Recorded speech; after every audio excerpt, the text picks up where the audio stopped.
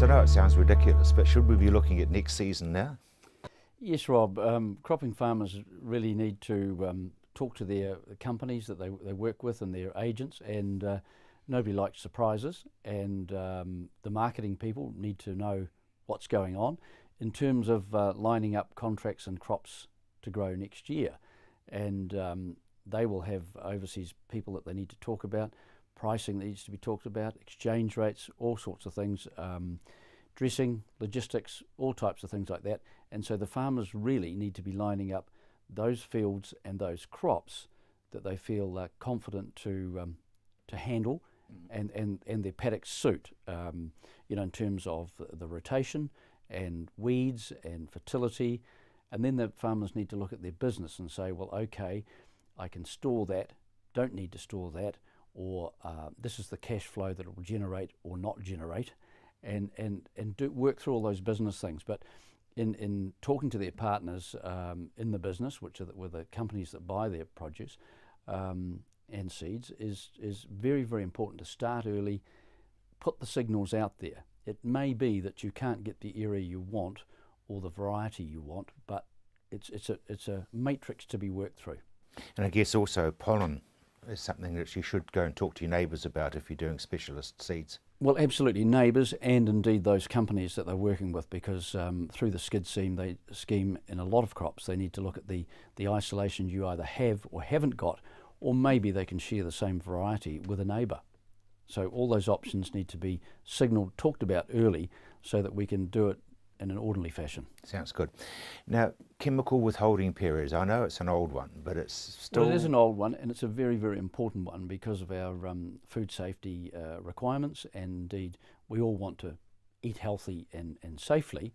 And so looking at things like silage and baleage, if you've sprayed it with a fungicide to keep it growing, they have different withholding periods to basically if you take it through for grain and what's required for the grain. So rough rule of thumb is that the baleage and that type of thing, there's 7 to 14 days difference between a baleage cereal crop and what's required as a grain crop in terms of withholding periods. So you need to start counting back from when you expect to harvest those crops and saying, right, I can use this product, or this product, knowing that you're working within those safe withholding periods. And those withholding periods, you do on the day, or is there any leeway at all?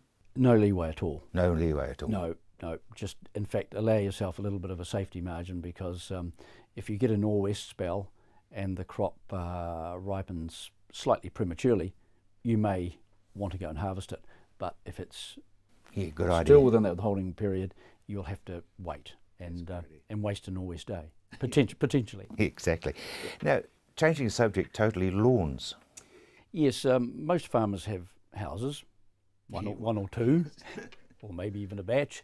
And in terms of looking after the lawn and irrigating the lawn, farmers really like to see something green around them, even if it's their lawn, if they can't have the whole farm green. And so looking after the weeds in terms of taking out things like clover. And of course, most people don't realise that if their lawn's full of clover, clover grows twice as fast as grass, especially if you're watering it.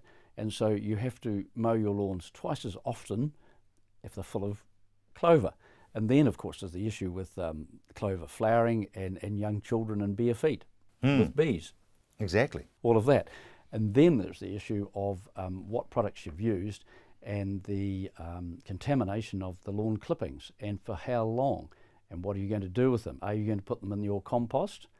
Are you going to put them at the gate, which you can't do? The council talk about things like lawn clippings sprayed with Versatile, where it's gone to commercial composting and gone out and been sold and ruined things like tomatoes. So you don't think about stuff like that. No, you don't, and that was a big one, and so you have to watch those things. So I think probably best that they don't go into composting, and that you play it safe, because believe you me, I've done it.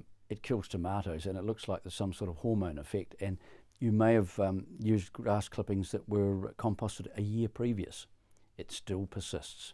So things like picloram as well, and triclopyr, as well as versatile. And you also can affect things like some of your lovely trees, like anything that's a legume, kowai and wattle, those types of things. You spray versatile around the root zone and then water it. It'll go in, and of course very, very good at killing legumes. Ooh. So there's a bit of a minefield there and a bit of a safety thing that's required. Because you don't think about it, it's just a lawn. Exactly. Exactly, yeah, right. But farmers seriously should be working very hard on their businesses now. Yes, Rob, and this time of the year farmers do tend to head down, tail up, and really get into working their farms in terms of, you know, the spraying, the irrigation, all that sort of thing, and don't really sit back or take time to say, let's not work in the business quite as hard. Let's be smart, work smarter, not harder, and let's work on the business. This is, you know, in forward planning and things that they can do to simplify things, make them easier, all that type of thing. They need to take time, sit back, work on the business, not in it. Now that leads me to stress and water levels, because they do go hand in hand. Yes, indeed, Rob. Well, the water levels at the moment and the stress is quite high in terms of... the water levels are low and the stress is high, water levels are low. Yeah. And so that's what happens out there. And at the moment, the monitor wells are quite a bit lower than the October mean that's been out there, quite a bit lower. And indeed, the Central Canterbury Plains is on restrictions already from the Rakaia River. And that means that those who want to water out of that system have to purchase additional water from Lake Coleridge. So that is quite expensive. That is more expensive than the water out of the Rakaia.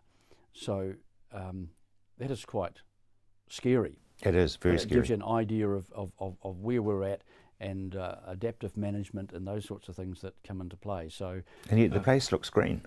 It does. Well, we're actually going through a green drought at the moment, believe it or not, and we're seeing grasses and things like that go from the vegetative phase, which is October, into the reproductive phase, which is November, when the seed heads start coming up.